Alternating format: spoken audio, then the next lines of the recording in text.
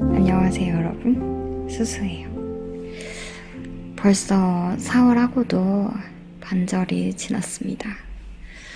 다른 때에도 이런 생각은 종종 해왔던 것 같지만 유독 올해는 시간이 정말 빠르게 흘러간다는 생각이 들어요. 아마 그만큼 시간 쓸 일이 많아서인 것 같아요. 24시간이란 누구에게나 주어지는 것인데 우리는 전부 사용할 수가 없어서 하루가 더 짧게 느껴지는 게 아닌가 그런 생각도 들더라고요. 제가 새로운 영상을 생각을 하다가 그냥 편하게 들을 수 있는 컨텐츠를 할 수 있는 게 없을까 하다가 편하게 말하는 영상을 가끔씩 올려볼까 해요. 뭔가 힘이 드는 날 혹은 슬픈 날, 위로가 필요한 날, 아니면 이유는 모르겠지만 센치한 날, 그런 날 저는 핸드폰을 열어서 힐링이 될 만한 편안한 요소들을 계속해서 찾는 편이에요. 근데 이제 여러분들의 그런 날에도 이 영상이 조금이나마 도움이 되길 바랍니다. 자기 전에 듣거나 그냥 여느 때 그 노래 들어볼까? 하고 한두 번 들어볼 법한 그런 영상이요. 때론 일상적인 것도 나쁘지 않을 것 같다라는 생각이 들어요. 오늘은 편하게 제 이야기를 먼저 해볼까 해요. 그냥 소소하고 간단한 일상 이야기들이요. 최근에 저는 슬럼프를 꽤 오랜 시간 동안 겪었어요. 사실 아직도 끝난 건 아니지만 지금은 나아지고 있는 중이에요. 작년 12월 달 그쯤부터 그랬던 것 같아요. 스스로 인정할 수 없어서 오히려 더 애를 썼더니 아슬아슬하게 쌓아온 탑처럼 최근에 그게 무너져 버렸습니다. 그때 알았어요. 항상 잘 넘기고 있다고 생각했는데 그때마다 그 위기를 이렇게 해서 저렇게 해서 넘어왔구나. 이렇게 슬럼프를 이겨낸 게 아니라 이번에 겪고 그동안 나는 어떻게 넘겨왔을까? 그때처럼 하면 되지 않을까? 하고 생각해봤는데 사실 그런 건 해본 적도 없고 그때만 넘겨왔던 게 지금의 한 번에 몰려온 게 아닐까? 그런 생각도 들더라고요. 보통 슬럼프 이런 것들 어떻게 극복하시나요? 긴 시간 동안 오면서 그런 생각도 들더라고요. 사실 뭔가를 꼭 해야만 이걸 이겨낼 수 있는 건가? 만약 아무것도 안 하고 시간이 흐르는 대로 둬버리면 나는 어떻게 될까?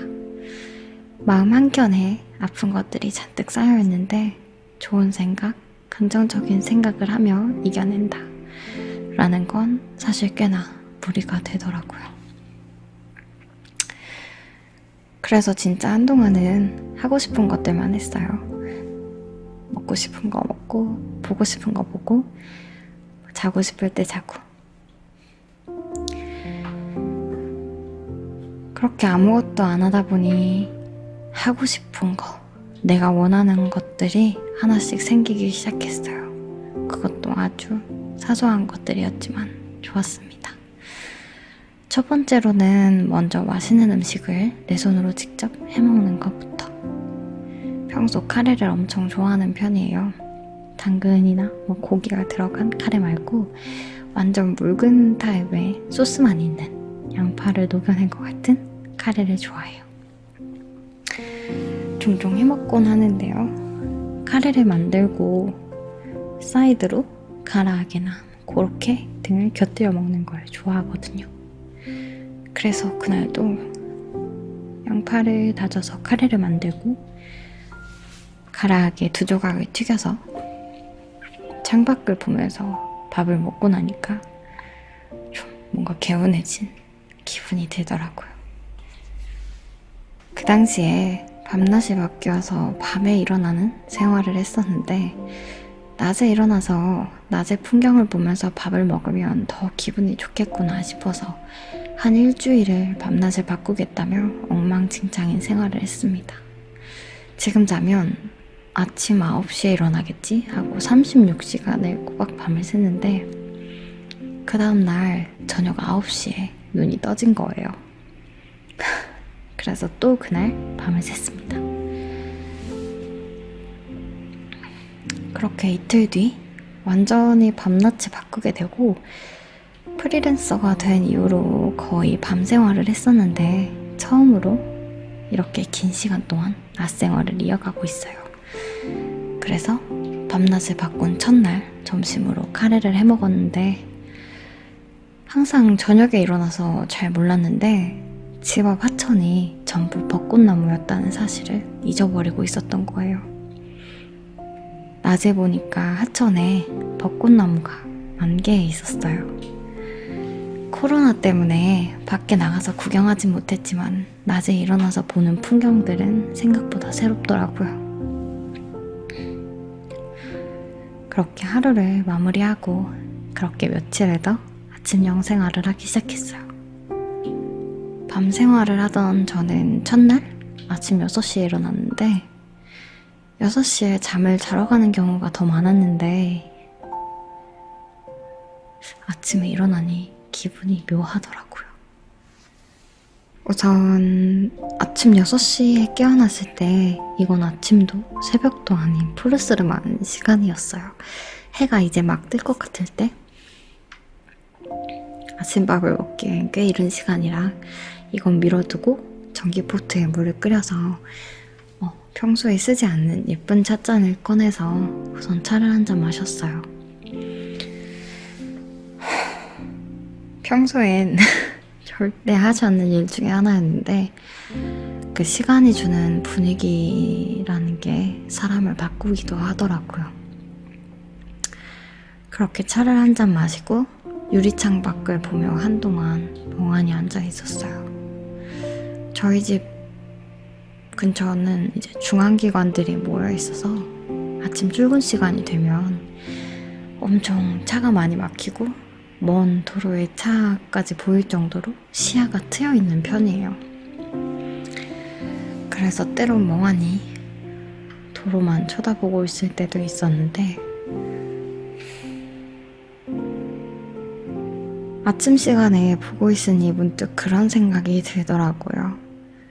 저 사람들은 나보다 더 일찍 일어나서 출근 준비를 한 걸까? 이렇게 이른 시간에도 꽤나 많은 사람들이 분주하게 다니는구나.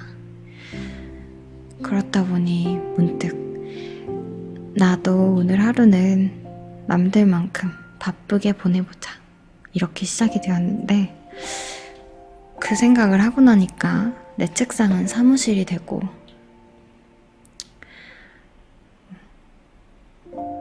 꽤 괜찮은 하루를 보냈습니다.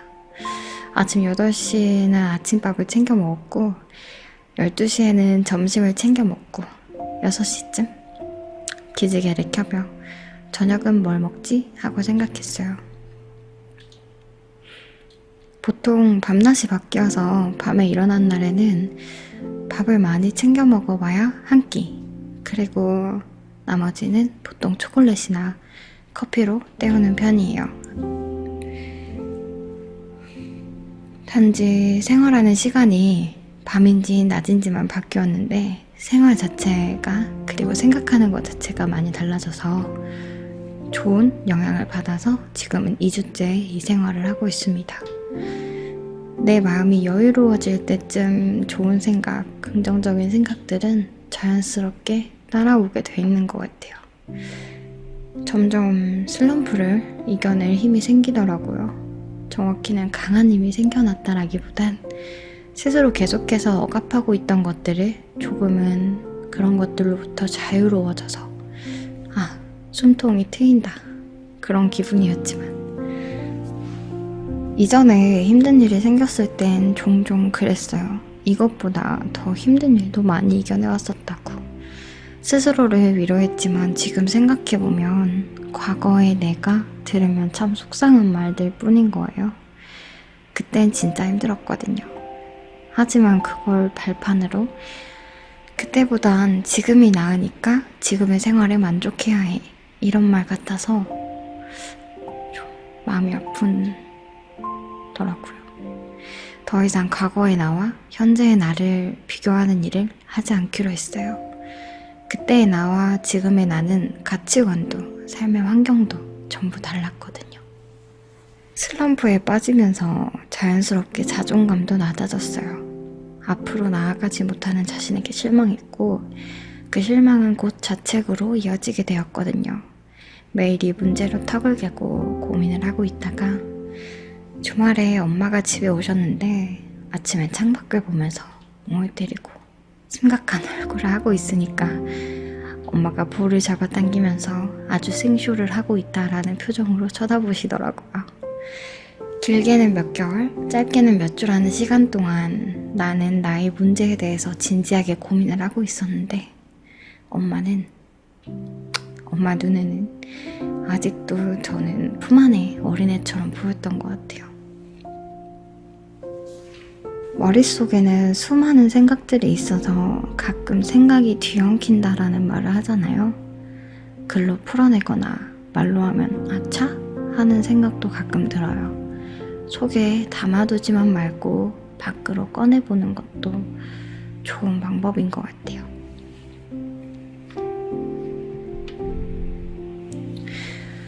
사회생활을 하면서 점점 좋아하는 것들에서 멀어진다고 느낄 때가 있어요. 그러다 점점 무뎌질 때쯤 난 뭘 좋아하지? 취미? 그런 거 없는데? 제 주변에서도 이런 고민들을 종종 하는 친구들이 많아요.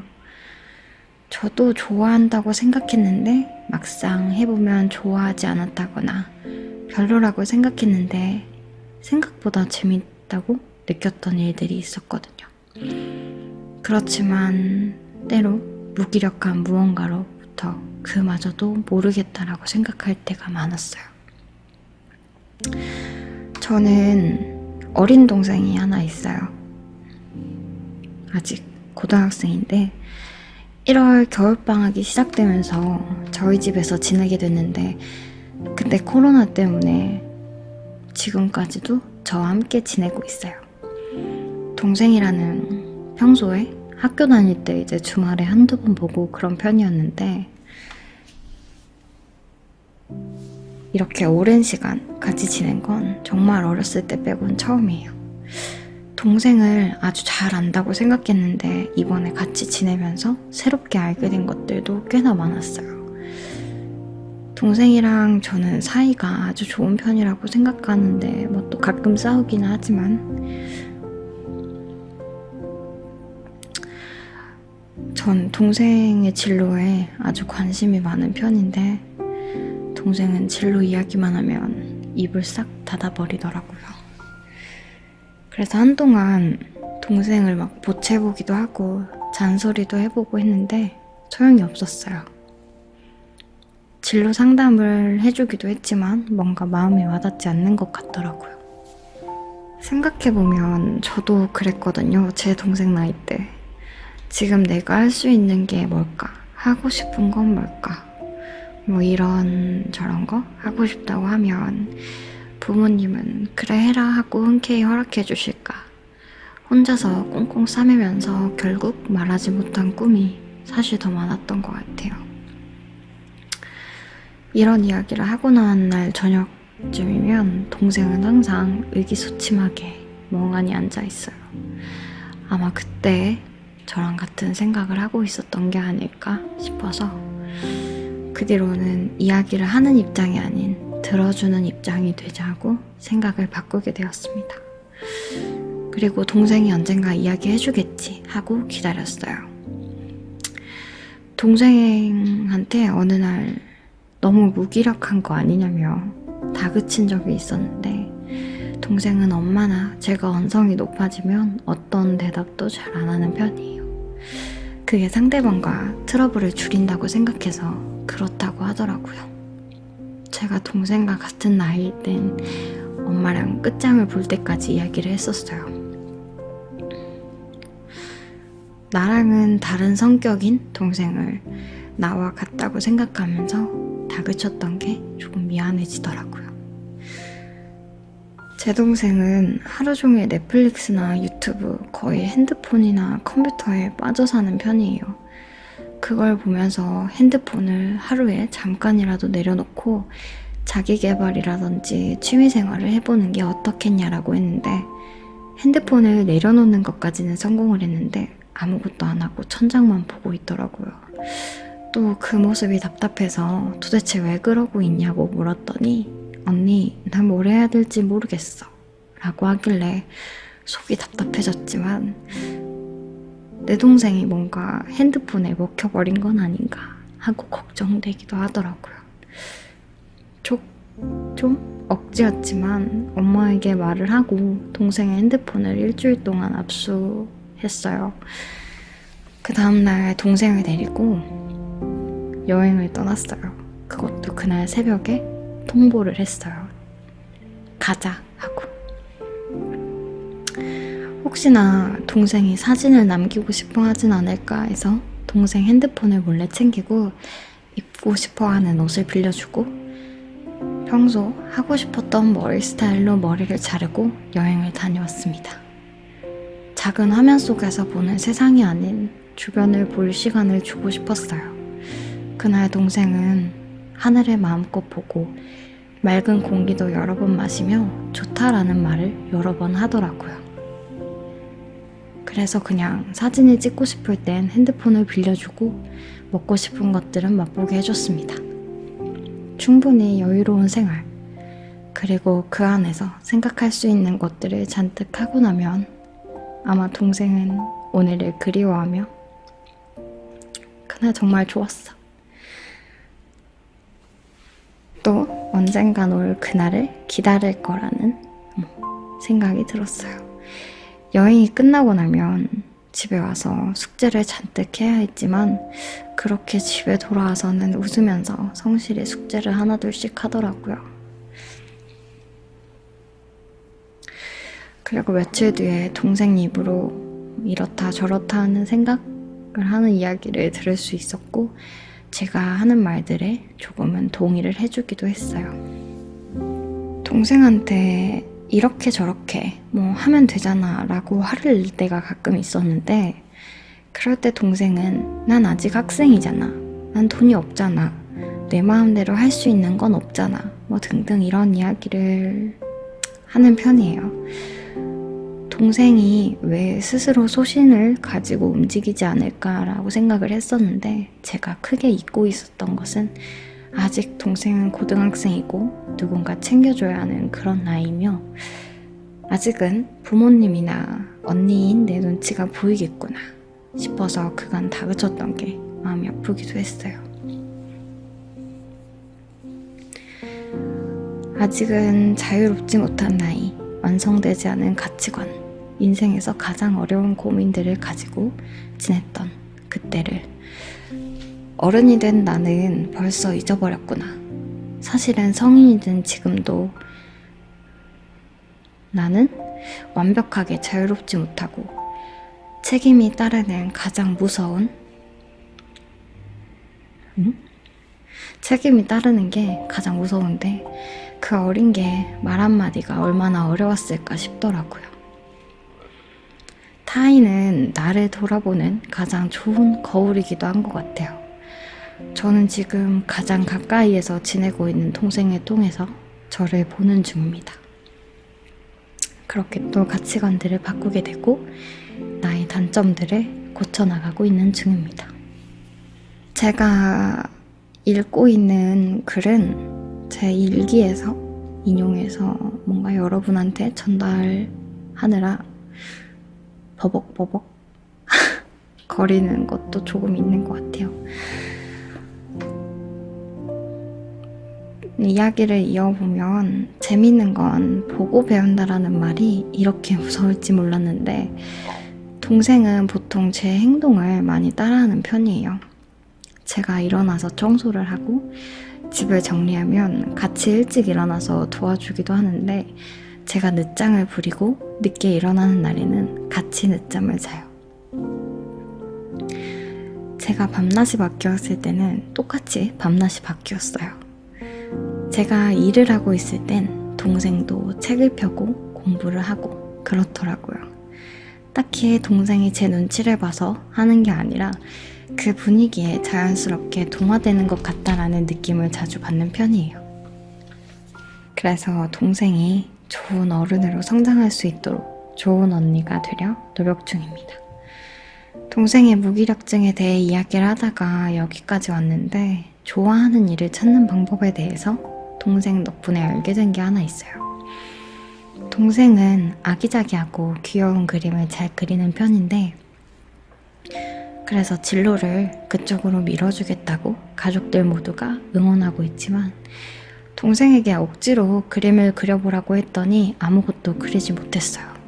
이렇듯 누구나 억지로 하는 일에는 100%의 힘을 낼 수가 없구나 해서 그 뒤로 해봐라 하지 않는 중이에요.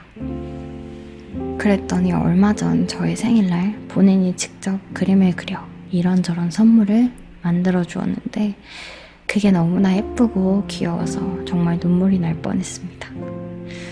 본인이 내껴서 할 땐 잘하는구나 싶기도 했고요. 아까도 말했던 것처럼 동생은 넷플릭스에서 미드를 자주 보는 편이에요. 스릴러나 미스테리 같은 장르를 좋아해요. 그리고 음악 듣는 걸 좋아하고 생각보다 집중력이 좋은 편이에요. 그렇게 동생을 관찰하다 보니까 동생이 좋아하는 장르의 음악이나 영화, 드라마 장르, 그리고 유튜브도 영화 리뷰 같은 걸 잘 보는 편이에요.